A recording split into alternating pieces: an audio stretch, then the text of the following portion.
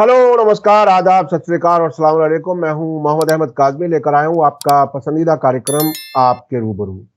Media star world लगातार अक्टूबर 2023 से आपको इजराइल फिलिस्तीन जंग, उसके बाद लेबनान और फिर उसके बाद सीरिया, ये तमाम हालात, कोशिश हमारी ये रहती है कि आपको अपडेट करते रहें और कुछ जानकार लोगों से भी मुलाकात कराते रहें ताकि आप वो हकीकतें समझ सकें जो आपको आम तौर पर मीडिया में नहीं मिलती हैं। 8 दिसंबर को सीरिया में एक बड़ी तब्दीली आई और तब्दीली ऐसी कि दूसरे ही दिन से इजराइल ने 48 घंटे के अंदर अंदर सीरिया का 80% फौजी ताकत उसकी खत्म कर दी और उसके साथ साथ 2-4 दिन के अंदर ही 370 स्क्वायर किलोमीटर नई जमीन पर कब्जा कर लिया। और जो लोग हुकूमत करने के लिए आए हैं वो कहते हैं कि हम इजराइल से नहीं लड़ना चाहते। आज जो ताजा खबर गवर्नर दमिश्क के हैं, उन्होंने कहा कि ये पीसफुल कोएग्जिस्टेंस चाहते हैं इजराइल वाले और हमें उनसे कोई खौफ नहीं है, कोई डर नहीं है। अमेरिका की तरफ से भी नुमाइंदे आए और उन्होंने भी ऐसा लगा कि वो बिल्कुल उनके साथ जुड़े हुए हैं। तुर्की और सऊदी अरब के डेलीगेशन भी आ चुके हैं। रजब तैयब एर्दोगान की भी इत्तला है कि वो भी आने वाले हैं दमिश्क का दौरा करने के लिए।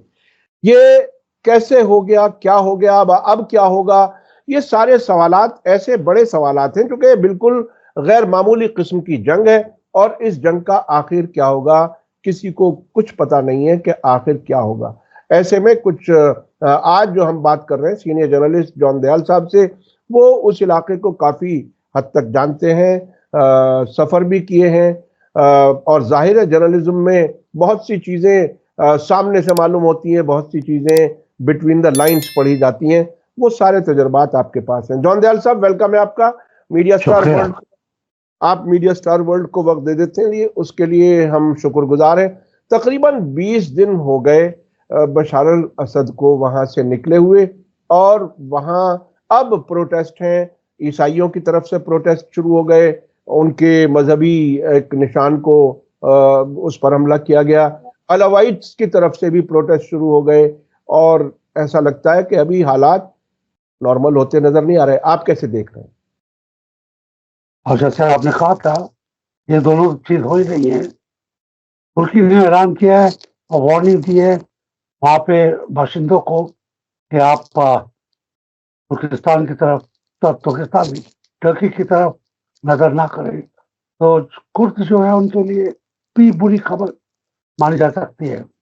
और जैसे आपने कहा, पिछले 20 दिनों में एक बात जो साफ निकल के आई है कि वहां पे जो रिलीजियस और ट्राइबल माइनॉरिटीज है उनको काफी धक्का लगा है और लगता है कि आगे भी धक्के लगते ही रहेंगे। शांति का, उनके लिए अमन का कोई जरिया या कोई गारंटी कोई देने को तैयार नहीं है। और क्यों नहीं है? क्योंकि हालात जिस तरीके से बदल गए हैं, जिनको कल तक अमेरिका टेररिस्ट कहता था, जिनको वेस्ट टेररिस्ट कहता था, इजराइल टेररिस्ट कहता था, अचानक वो मॉडरेट से भी आगे बढ़ के दोस्त बन गए हैं। तो इससे एक बात तो है कि जब हम और आप और दुनिया भर के डिप्लोमेट्स सोच रहे थे, देख रहे थे क्या हो रहा है, सारा ध्यान गाजा पर था, फोकस पीस के ऊपर था। यहाँ पे काफी अरसे से एक बड़ी कॉन्स्पिरेसी चल रही है, सीरिया के टुकड़े कर देने की, एक तरीके से कहा जा सकता है आज की तारीख में। कब शुरू हुई है कॉन्स्पिरेसी? या उसी दिन शुरू हुई जब गाजा में पहली बमबारी हुई, या हमास ने पहले रॉकेट्स इजराइल के ऊपर भेजे? कब एक कॉन्स्पिरेसी शुरू हुई, क्यों हुई, और क्या अब ये उसका अंत हो गया है? क्या अभी कोई इलेक्शन नहीं हुआ है, कोई पीस नहीं है, कोई ट्रीटीज नहीं है, सभी लोग दबिश खा रहे हैं शाम में क्या होगा। और यहाँ पे एक हिंदी में तो पन किया जा सकता है कि अभी शाम ही हुई है, अभी आगे रात में क्या होगा ये कहना बड़ा मुश्किल है। और दिल्ली में खासकर हमारा तो सरकार, दो बातें हैं, या तो हमको सब कुछ पता था इस वास्ते हम चुप थे, या बाकी सरकारों की तरफ हमको भी इससे सदमा लगा है। हमारी अपनी भी जो वहाँ पे इंटेलिजेंस थी, हमारी एम्बेसीज, वहाँ पे 4-5 एम्बेसीज चारों तरफ है, डमेस्कस की एम्बेसी नहीं है, कोई इतना नहीं आ रही थी, इतना जोर से, इतनी सीक्रेसी में ये coup हो गया। फौज में भी अभी अब देखिए कि कल तक फौज रात के साथ थी, रातों रात दूसरी तरफ बदल गई। कुछ तो वहां पे रिबेलियन हुआ, उनका कत्ल हो गया है। सिविल एडमिनिस्ट्रेशन जैसी की थी वैसे ही दूसरी तरफ आ गई। और ये जो हो रहा है, और वहां पे जो सिविल एडमिनिस्ट्रेशन है, पॉलिटिकल सिविल एडमिनिस्ट्रेशन है, जिसमें छोटे शहरों के, बड़े शहरों के अहदेदार जो होते हैं, उन्होंने एकदम कहते हैं अच्छा आज से आप हमारे साथ, इससे साफ जाहिर है कि या तो उनको भी कॉन्फिडेंस में कुछ हद तक ले लिया होगा, या फिर उनके आगे आप चाहे नहीं है, मरता क्या नहीं करता। ये जो क्योंकि आगे क्या होगा, जब तक ये हमारी समझ में नहीं आ जाएगा कि कॉन्स्पिरेसी क्या थी और उसकी वजह से असद को रशिया जाना पड़ा, जिसके ऊपर भी आखिरी दम तक लोग बहस करते, गया नहीं गया, पकड़ा गया, क्या हुआ उसका। और जब रशिया में जाके ऐलान हुआ, रशिया ने खुद किया, तब जाके पता लगा कि उनको भी बड़ी साफ तरीके से रशियन एयरपोर्ट, जो रशिया के कंट्रोल में एयरपोर्ट है, वहां से ले गए। इसका मतलब है कि रशिया को या तो बता दिया गया होगा या उनको भी इतना होगी, नहीं तो खून खराबा और जोर से होता, काफी जोर से होता। और शायद जो बाकी नजदीकी देशों में लीडर्स के साथ हुआ है, गद्दाफी के साथ हुआ जिस तरीके से, उसका अंदेशा था। तो ये फिर भी अच्छी बात है कि शांति से हो गया, मगर मेरा ख्याल है कोई भी सरकार, अमेरिकी सरकार भी ये हमको गारंटी देने की उसकी कुवत में नहीं है कि हमको गारंटी दे दे कि टोटली पीसफुल ट्रांजिशन हुआ है। नई सरकार रिलीजियस माइनॉरिटीज को, माइनॉरिटीज को, इसमें खुद भी आते हैं, अलामत भी आते हैं, रिलीजियस में प्रोटेस्टेंट क्रिश्चियन भी आते हैं, ऑर्थोडॉक्स क्रिश्चियन भी आते हैं, और कैथोलिक क्रिश्चियन भी आते हैं, और जो इजिप्ट के कुछ कॉप्ट्स हैं, उनका भी कुछ लोग यहाँ पर है। तो अब सोचिए 4-5 किस्म के तो ईसाई वहाँ पे, एथनिक ग्रुप्स और भी जो है वहाँ पे, उनको अगले कुछ दिनों में, अगले कुछ सालों में नई रिपब्लिक में क्या उनके साथ गारंटी रहेगी, क्या रिपब्लिक रहेगी, सेक्युलर रिपब्लिक रहेगी, या इस्लामिक रिपब्लिक रहेगी, इसके ऊपर भी कोई खास हो रही है। इस्लामिक रिपब्लिक अगर बनती है तो उससे कुछ कायदे, कुछ कानून की कुछ कोशिश की जा सकती है। सेक्युलर बनती है तो उसमें बैलेंसिंग जरा थोड़ा सा ट्रिकी होता है, और उसमें भी सिविल सरकार किस तरीके से माइनॉरिटीज को लेती है, किस तरीके से उनकी नुमाइंदगी लेती है सरकारों में। तो आज की तारीख में कोरा ही कोरा है, कोई बात साफ नहीं है। अमेरिकन अखबार भी कुछ खास उसके ऊपर बता नहीं रहे हैं, अमेरिकन टीवी भी कुछ खास बता नहीं रहा है। अलावा इसके कि यूरोप में और अमेरिका में क्रिसमस, जिसको हॉलीडेज कहते हैं, सीजन है, तो आधे लोग नौकरी पे और आधे लोग छुट्टी पर हैं।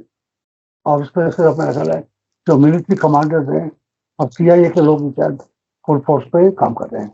तो मेरी और आपके लिए शायद ज्यादा इम्पोर्टेंट बात है कि इसका हमास और पैलेस्टीनियन दोनों तरफ के, उनके ऊपर क्या असर पड़ेगा, क्या उनके ऊपर, उसको हिंदी में कहते हैं वज्र पड़ गया है क्या, बिजली उनके ऊपर गिर गई है क्या, या उनको पीस के लिए एक कदम आगे रहेगी क्या हमास के ऊपर का भविष्य उसका रहता है, क्या हूतीस का रहता है, क्या लेबनान में। तो इसका सीरिया के बाहर, सीरिया के जो अंदर में भूचाल आया है, रेजिम चेंज किया है, और रेजिम चेंज ही है ये। इसमें ये कहना कि अंदर से बवाल उठा और सिर्फ सीरिया के लोग हैं, ये तो जानबूझ के आंखें मूंदने की बात है। तो उतना जॉन दयाल साहब, अभी तक एक चीज आई है, वो जो आप माफ कीजिएगा मैंने आपको बीच में रोका, वो जो साजिश वाला पहलू जो आपने कहा कि जब तक वो समझ नहीं आएगी तो आने वाला वक्त कैसा होगा ये अंदाजा लगाना जरा मुश्किल है।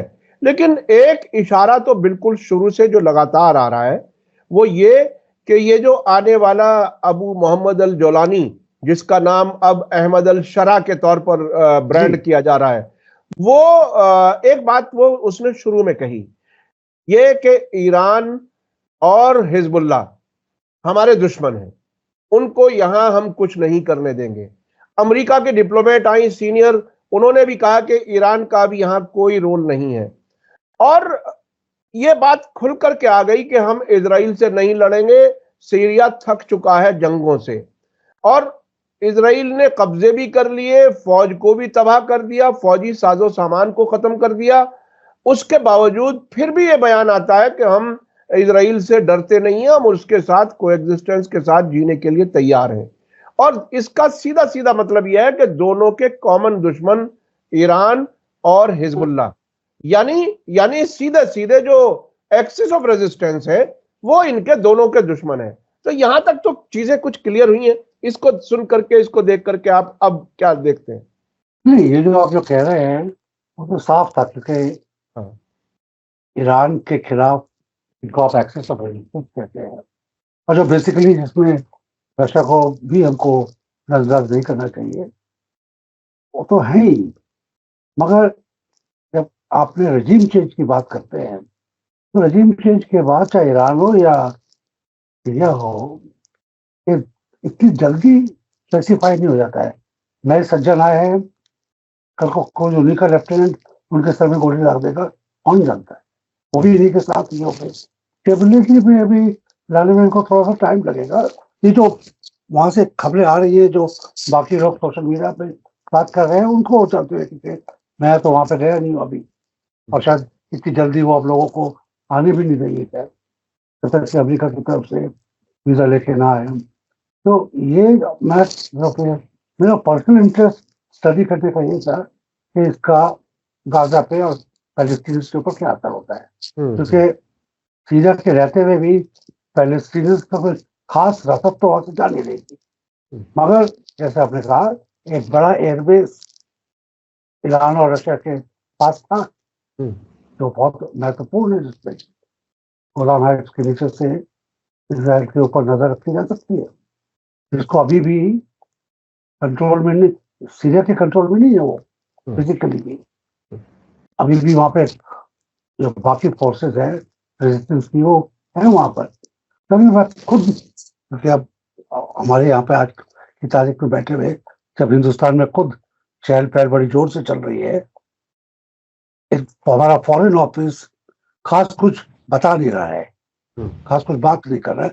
फॉरेन मिनिस्टर को तो पता ही नहीं है कहाँ पर है आज की तारीख में, चाइना में है या रशिया में है या कहाँ पर है, पता नहीं। प्रधानमंत्री भी ऐसे अगर फॉरेन 2 दिन बाद आ गए और फिर हिंदुस्तान में चर्चेज में बड़ा दिन मना रहे थे। तो यहाँ पर ये भी पूरी तरह हिंदुस्तान की तरफ देखा जाए तो 2 ही चाल है, या तो मान के चले कि पूरी कॉन्स्पिरेसी में शिरकत की थी, इनको पता होता है स्टेप बाय स्टेप क्या हो रहा है, या ये मान के चले तो ज्यादा पॉसिबल है आज की तारीख में कि इनको भी सरप्राइज हुआ। अहमदाबाद बहुत ही स्टेबल लिसनिंग पोस्ट था और वॉचिंग पोस्ट था पूरे इलाके के लिए। लेबनान के पास भी जो उसके ऊपर ये नजर रखते हैं, दमिश्क से ही रखते हैं। इजराइल की तो दूसरे अलाइंस की नजर है, फिर मैं और आप दमिश्क कई बार जा चुके हैं, मिनिस्ट्री में वहां जा चुके हैं, एम्बेसी में हम जानते हैं वहां पे क्या होता है। तो दमिश्क हिंदुस्तान के लिए उस इलाके में बहुत महत्वपूर्ण कैपिटल है। वहां पर आज की तारीख में क्या ये लोग काम कर पाएंगे, क्या हमारा RAW वहां पे काम कर पाएगा, क्या इंफॉर्मेशन आएगी, क्योंकि वहां पर भी हिंदुस्तानी की बहुत बड़ी तादाद में नौकरी करते हैं, आसपास में भी नौकरी करते हैं, वाया दमिश्क जाते हैं। बाकी लोग जो करते हैं छुट्टी में एक दमिश्क का क्या कहते हैं सफर करके चले जाते हैं। तो वहां पर अभी देख ही रहे हैं, और मेरी और आपकी जो नजर है वहां पर वो ये है कि जैसे आपने कहा कि इजराइल ने सीरिया की जो एग्जिस्टिंग मिलिट्री स्ट्रेंथ है उसको खत्म कर दिया है। अब जो आप कह रहे हैं उससे मैं बात आगे ले जाता हूँ। अगर आज की सीरिया इजराइल का दोस्त है, तो जो बाकी जो चीजें इन्होंने खत्म की है उसका खत्म करना ना करना को कोई फर्क नहीं था। अगर वो रहती भी तो ये इनके दोस्त है, इजराइल के ऊपर उन चीजों से हमला नहीं करते हैं, मगर वो इजराइल सीरिया को न्यूट्रलाइज क्यों करना मांगेगा?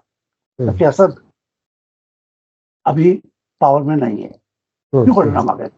तो उन्हीं की सरकार है, उन्हीं का पिट्ठू है ये, क्यों करना मांगेगा? वहीं पे मेरे को चक्कर। और दूसरी बात साफ है कि ईरान और रशिया जो उनके कदम है सीरिया के अंदर, उनकी जो मिलिट्री ताकत है, आज तक उन्होंने कोई हिंट नहीं दिया है। मैं रशिया टीवी का एक रोज तो नहीं मगर दूसरे दिन तो देख ही लेता हूँ ताकि पता रहे कि सच्चाई क्या है। वहां से अभी कोई इंडिकेशन नहीं आया है कि वो विड्रॉ कर रहे हैं। और जो हम जानते हैं कि वहां पे इनका एक चौकी है एक तरीके से एयरफोर्स की, उसके अलावा क्या है हम नहीं जानते हैं। कितने रॉकेट्स हैं, कितने मिसाइल्स हैं, कितने और चीजें हैं। तो बड़ा स्ट्रॉन्ग बेस था वो जो आप एक्सिस ऑफ रेजिस्टेंस कर रहे हैं, उसके लिए एक बहुत स्ट्रॉन्ग जगह थी वहां पे। उसकी वजह से रशिया की कुवत वहां पे एक्सप्रेस करते थे वो। और रही ईरान की बात, ईरान को कॉर्नर करने की बात तो है, और आने वाला अमेरिकन प्रेसिडेंट डोनाल्ड ट्रंप, उसकी भी रशिया के साथ उसकी दोस्ती है, मगर ईरान के ऊपर उसको भी अमेरिकी लाइन ही अभी तक बात कर रहा है। और ये अभी 4 हफ्ते में क्या, उससे 3.5 हफ्ते में वो प्रेसिडेंट होगा। तो ईरान के लिए क्या करेंगे? ईरान के ऊपर बॉम्बिंग तो कर नहीं सकते हैं।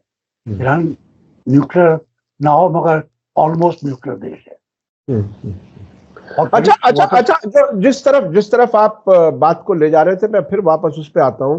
एक्सिस ऑफ रेजिस्टेंस, अभी जिस तरह से वेस्टर्न पावर्स ये समझ रही हैं कि एक बहुत बड़ा, एक तरह से उन्होंने बहुत बड़ी कामयाबी हासिल कर ली सीरिया को गिरा करके, ये किसी हद तक ठीक भी है, लेकिन एक्सिस ऑफ रेजिस्टेंस में जो अभी सबसे इंपॉर्टेंट एलिमेंट है वो हूथी अंसारुल्लाह यमन के, और वो पिछले एक हफ्ते में 4 बल्कि 5वीं बार आज भी हाइपरसोनिक मिसाइल से उन्होंने हमला किया है इजराइल पर, तेल अवीव पर। तो उस पर भी इन्होंने कल रात हमला किया इजराइल ने, साना पर, हुदैदा पर। उसके बाद बहुत ही कुछ ही घंटे में इन्होंने फिर जवाबी कार्रवाई की। आप इस वाले थिएटर को कैसे देख रहे हैं? अगर आप कह रहे हैं कि थिएटर ऑफ वॉर शिफ्ट हो रहा है गाजा से और सीरिया से हुतीज की तरफ, वहां से फोकस तो कभी मिला नहीं था हुतीज को। बल्कि सबसे पहले अगर आप देखा जाए तो हुतीज को, और जो वहां पे समुद्र का हिस्सा है हुतीज के कंट्रोल में था, उसकी वजह से हिंदुस्तान को भी परेशान थी, रशिया को भी तो कम परेशानी थी, मगर इंटरनेशनल ट्रेड को परेशानी थी उधर से जाने में। तो हुतीज ने अपने, जो उन्होंने हमारे नुक्ते नजरिए से तो आप कह सकते हैं कि उन्होंने एक बड़ा ही रेजोल्यूट डिसीजन लिया था, अच्छा डिसीजन लिया था कि हम इजराइल को मनमानी नहीं करने देंगे इस थिएटर ऑफ वॉर में। वो तो उन्होंने बखूबी, अब उनको भी 2 साल हो गए हैं ये करते करते, तो वो तो ठीक से कर रहे हैं। मगर हुतीज का अपना, कि आप कहें कि उनके ऊपर टारगेटिंग टोटल है, जैसे कि लेबनान पर हो गई थी, या जैसे कि सीरिया पे हो गई थी, जैसे कि गाजा पे हो गई थी। वहां पर इजराइल या अमेरिका सिर्फ अपना शो ऑफ स्ट्रेंथ दिखाने के अलावा और क्या उनका ऑब्जेक्टिव हो सकता है? अभी कम से कम 3-4 जंगी बेड़े आए और वापस चले गए, यानी और इस हद तक पेंटागन से वो बयान आए हैं कमांडर के, आइजनहावर के, खास तौर पर मैं नाम लेकर के बताऊं, उन्होंने इस हद तक कहा कि सेकेंड वर्ल्ड वॉर के बाद हम सबसे ज्यादा खतरनाक डिप्लॉयमेंट पर थे, यानी यमन को टक्कर देना, यमन के हमलों का सामना करना बहुत बड़ा खतरा बताया गया अमेरिका के जरिए। ये वो लोग जिनको अगर उनकी तस्वीरें आप देखिए, वीडियो देखिए, ऐसा नहीं लगता कि 2 टाइम का उन्हें खाना भी ठीक मिल रहा है, लेकिन वो इतनी मजबूती से लड़ रहे हैं। आपने कई जंगें कवर की हैं, बहुत सी चीजें आप दुनिया की जानते हैं, इनको कुछ खास किस तरह से आप अगर अगर डिफाइन करें तो यमन के लड़ाकों को, वहां की सरकार को, क्योंकि वो सरकार है, दुनिया उन्हें कितना भी बागी कहते रहे, वहां सरकार है वो। ये दुनिया की बेस्ट की डेफिनेशन से तो हम चल नहीं सकते। जी जी, वो जैसे सीरिया में कब तक उसको बागी कह रहे थे, आज परम मित्र बन गया है। कब ये बागी कर देते हैं, कब परम मित्र बना देते हैं, कब जान से मार देते हैं। इनके अपने कॉन्स्पिरेसीज है, अपना टारगेटिंग है, अपने रेजिम चेंज के इनके एजेंडाज है। यमन को अगर कोई जानता तो मेरा ख्याल है हिंदुस्तान ही जानता होगा। 5,000 साल से यमन के साथ हमारा कमर्शियल इलाका है, केरला से लेके ऊपर तट तक, बॉम्बे के आगे तक।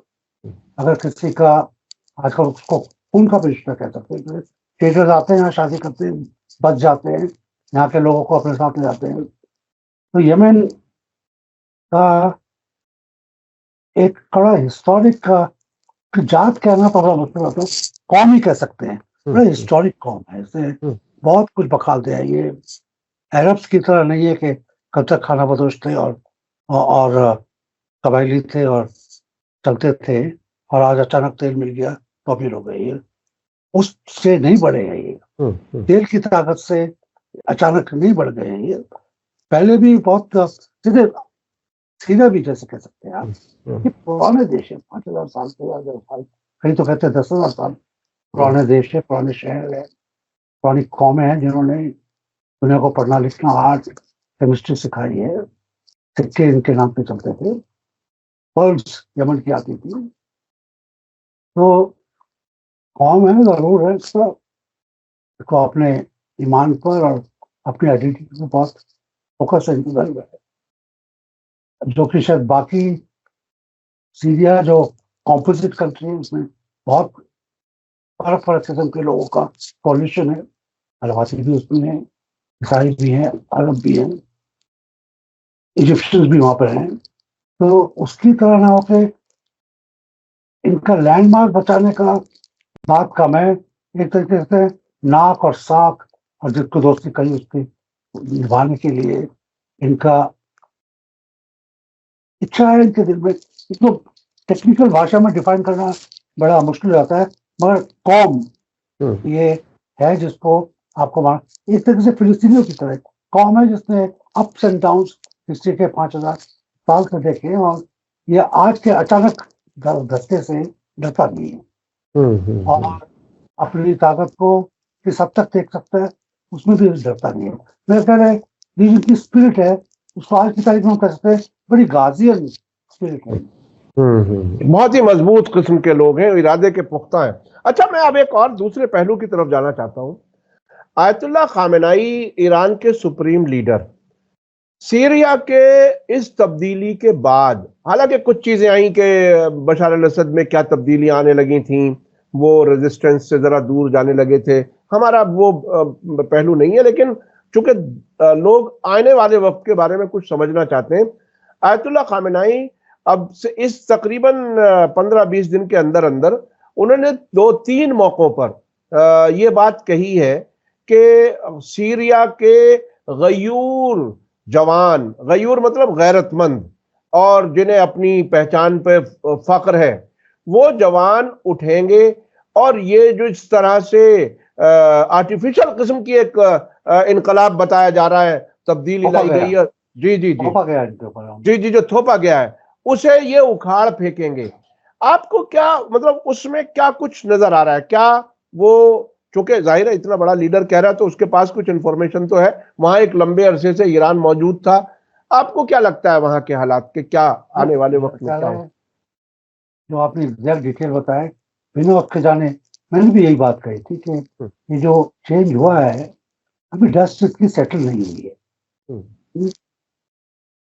कौन कब किसका क्या कर दे कहना मुश्किल है। जो इन्होंने, जैसे हम कह रहे थे, स्टैंडिंग आर्मी जो थी सीरिया की, उसने बिना बगावत किए इनकी सरपरस्ती मान ली। ये कहीं पे भी बड़ा मुश्किल हो जाता है सोचना, क्योंकि कुछ भी ना हो तो जो नए जीती हुई फौज है उसके जनरल्स, हारी हुई फौज के जनरल्स को कम से कम नजरबंद तो कर ही देते हैं, अपने पद से हटा देते हैं, अपने आप से ठोक देते हैं, चाहे वहाँ के जो जवान है, सोल्जर्स है, कॉन्स्टेबलरी है, उसको रहने दें। तो जिस तरीके से सो कॉल्ड पीसफुल ट्रांजिशन हुआ, जिसको मैं अभी भी रजीम चेंज मानता हूँ, रजीम चेंज है बिना अमेरिका के सरपरस्ती में और बिना उनके नुस्खों के रजीम चेंज इतने आसानी से हो नहीं सकता है। जिस तरीके से असद को जान बख्शी भी दी गई एक तरीके से, तो उनको रशिया को टाइम दिया गया कि आप उनको उठाइए, इसमें अमेरिका की सरपरस्ती तो है। और ये मेरा ख्याल अब डोनाल्ड ट्रंप जब आएंगे उसके बाद पता लगेगा कि उनको ये रजीम कबूल है कि नहीं, कि इस रजीम को भी उखाड़ देना मांगते हैं। इस रजीम की जिंदगी और मौत किसी और के हाथ में नहीं है, मेरा ख्याल है अमरीकियों के हाथ में, वो उसकी लॉन्जिविटी को देखते हैं। और अमेरिका के लिए ईरान बहुत सालों से दुश्मन है। ईरान ने शुरू में जब शाह को उखाड़ फेंका था, तो जब से ही अमेरिका का नक्शा, अमेरिका का झंडा सड़क पे कुचला गया था।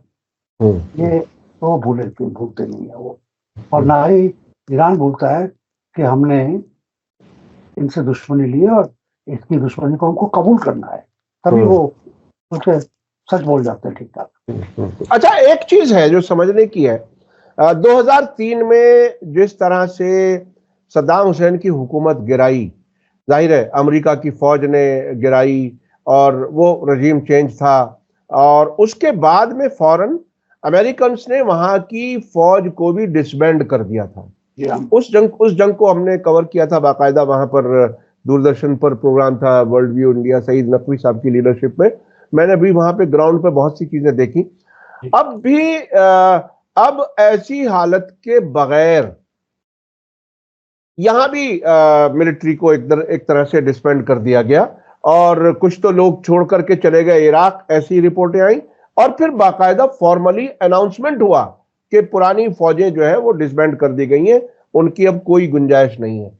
यानी इस हालत में जब पुलिस फौज डिसबैंड कर दी जाती है किसी मुल्क की, तो ऑलमोस्ट नो गवर्नमेंट सिचुएशन, यानी बगैर सरकार के मुल्क चलता है तकरीबन। हमने वो इराक में देखा। आपने ये इसको अगर कंपेयर करें तो क्या वहां क्या मकसद पूरा हो पाया जिसके बारे में पछताया गया, यहां फिर इसी को क्यों दोहराया गया, क्या कुछ हो सकता है?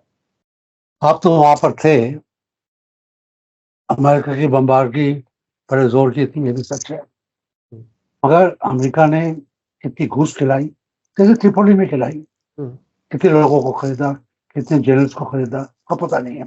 आर्मी डिसबैंड होती है तो ऐसा नहीं है कि उसके सोल्जर्स को कहा जाता है आप घर में बैठिए, या उनको दीवार के पास खड़ा करके गोली मार दी जाती है। उनका है कि उनके कमांडर चेंज हो जाते हैं। वही लोग कल तक सीरिया की एक्स फौज में थे, आज सीरिया की वाई फौज में है। नया जनरल आ गया, नया कप्तान आ गया, और पुराने कप्तान को कहीं और भेज दिया गया। अभी तक जो डिस्कशन आ रहे हैं, जो एंटी सीरिया ग्रुप से इंटरनेशनली, वो जो वीडियोस दिखा रहे हैं उसमें ये नहीं कह रहे, उन्होंने इक्का दुक्का तो कह रहे हैं कि इन्होंने वहां के नई फौज ने पुरानी फौज के कई छोटे तबके के अफसरों को सड़क के ऊपर गोली मार दी, ये तो कह रहे हैं। मगर ये कहीं नहीं कह रहे हैं कि वहां पे क्लेंजिंग हुई है, कि वहां पे कोर्ट मार्शल हुए हैं, सफा कर दिया गया है। तो आपने कहा कि उनका है पिछली फौज का आज के उसमें कोई रास्ता नहीं है, कोई उनके लिए जगह नहीं है। इसके मिलिट्री टर्म में अगर आप देखेंगे इसका कोई मायने नहीं है। वो जवान कहाँ गए, वो लाखों की तादाद में सोल्जर से कहाँ गए, वो सड़क पे छोड़ देंगे आप उनको? आपको तनख्वाह देनी है, खाना खिलाना है, उनके भी बच्चों को पालना है, और वो जब भी आप कर पाएंगे जब उनको कहेंगे कि कल तक आप इस फौज में थे, आज आपका यूनिफॉर्म चेंज हो रहा है, आप अब हमारे सोल्जर बन गए। तो ये मैं उसको इस तरीके से कर रहा हूँ, और जो बाकी लोग रिपोर्ट कर रहे हैं वो भी यही कह रहे हैं तकरीबन कि पुरानी फौज, पुराने कमांडर्स नहीं है, सोल्जर्स, फुट सोल्जर्स तकरीबन वही है, पुलिस वाले वही है, मेयर वही है, म्युनिसिपल स्टाफ वही है, सब वही है। कुछ जगह मेयर चेंज हो गए, कुछ जगह पुराने मेयर्स ने नए मालिकों को सलाम किया, मिल गए। अगर ये बस ठहर जाती है ये सरकार 6 महीने, 8 महीने, 1 साल, उसके बाद ये फिर पुराने लोगों को गद्दार करके उनको बाहर एक एक करके हटाएंगे। अपने लोग लगाएंगे। तो जल्दी से कॉन्कर्ड फौज नहीं है जैसे हिंदुस्तान पाकिस्तान में हो गया था कि खत्म हो गया हमारा राज चलेगा, ऐसा नहीं है आज की तारीख में। और तभी मैं भी ईरान के रहनुमाओं से जो बिल्कुल माफिक हूँ कि अभी खेल बाकी है, अभी फिल्म बाकी है। अभी फिल्म बाकी है, बहुत कुछ होना अभी बाकी है और क्या क्या तब्दीलियां होंगी, क्योंकि अभी भी एक्सिस ऑफ रेजिस्टेंस बाकायदा, न तो गाजा में एक्सिस ऑफ रेजिस्टेंस कहीं गया है और ना ही हिजबुल्लाह कहीं खामोश बैठा है। जंगबंदी जरूर है और इराक की अपनी फोर्सेस जो है वो अपनी जगह है। इस बीच में एक और खबर आई थी, मैं चलते चलते याद दिला दूं कि आयतुल्लाह सिस्तानी पर यह दबाव डाला गया अमेरिका वगैरह की तरफ से कि वो जो हजदुल शाबी उन्होंने बनाई थी दाइश के खिलाफ, उसको डिसबैंड करने का फतवा दे दें, लेकिन वहां से कोई फतवे की कोई गुंजाइश नहीं है। कमाल ये है अमेरिकन का, मुझे याद है जॉन ब्रेमर जो आए थे सबसे पहले गवर्नर, उनके तरफ से लाख कोशिश की गई आयतुल्लाह सिस्तानी से मिलने की। एक बाकायदा 3 पेज का खत आया, मैं याद दिला रहा हूं, मुझे याद आ गया तो अपने देखने वालों को याद दिला दूं। 3 पेजेस का खत आया जिसमें मिलने की ख्वाहिश जाहिर की गई कि हम आपसे मिलना चाहते हैं आयतुल्लाह सिस्तानी से। आयतुल्लाह सिस्तानी ने 2 सेंटेंसेस में जवाब लिख दिया। उन्होंने कहा देखो तुम भी गैर मुल्की हो, मैं भी गैर मुल्की हूं, चूंकि वो सिस्तान से है, ईरान से, इसलिए मुल्क के मुस्तकबिल का फैसला इराकियों को करने दो, हमारे आपके मिलने की जरूरत नहीं है। इस तरह से उन्होंने उन्हें एक तरह से रिजेक्ट किया था। तो वहां भी उन्होंने बहरहाल एक बार फिर कोशिश की है इंटरवीन करने की, वो होती हुई नजर नहीं आ रही। बहुत बहुत शुक्रिया जॉन दयाल साहब, आपने काफी इंसाइट्स दिए, अपने तजुर्बात बताए और आपने ये बताया कि अभी फिल्म बाकी है, बहुत कुछ अभी होना है और डस्ट सेटल हो जाए तब कुछ चीजें समझ में आएंगी। लेकिन एक बात सही है कि वो अमेरिका के जरिए किया गया रजीम चेंज है और उसमें उसके निशानात बाकायदा सामने आ रहे हैं। जो कल टेररिस्ट थे अब न सिर्फ मॉडरेट हुए बल्कि दोस्त हो गए। ये है तब्दीली। बल्कि मैं तो इसे इस तरह से कहता हूं कि कल भी वो आपस में मिले हुए थे, कल उन्हें वो टेररिस्ट कहते थे, फिर बाद में मॉडरेट कह दिया अपने ही उन्हीं दोस्तों को, क्योंकि हथियार पैसा सब कुछ उनके पास जो नजर आता है वो सिर्फ क्लशिंकोव वाला मामला नहीं है, 4x4 की गाड़ियां हैं, हथियार है, पूरा सब कुछ है, लाव लश्कर है। तो वो बगैर सरकारों की मदद के नहीं होता। ये बहरहाल अब तो क्लाशिंकोव भी अमेरिका में भी बनती है। जी जी जी जी जी जी, बहुत बहुत शुक्रिया जॉन दयाल साहब। इसी के साथ मुझे दीजिए इजाजत। धन्यवाद, शुक्रिया। जय भारत, जय हिंद। मीडिया स्टार वर्ल्ड के और वीडियो देखने के लिए हमारे चैनल को सब्सक्राइब करें और सीधे नोटिफिकेशन पाने के लिए बेल आइकन दबाएं। और अगर हमारी खबर सच्ची और अच्छी लगे तो अपने व्हाट्सएप, इंस्टाग्राम, फेसबुक और ट्विटर अकाउंट पर जरूर शेयर करें।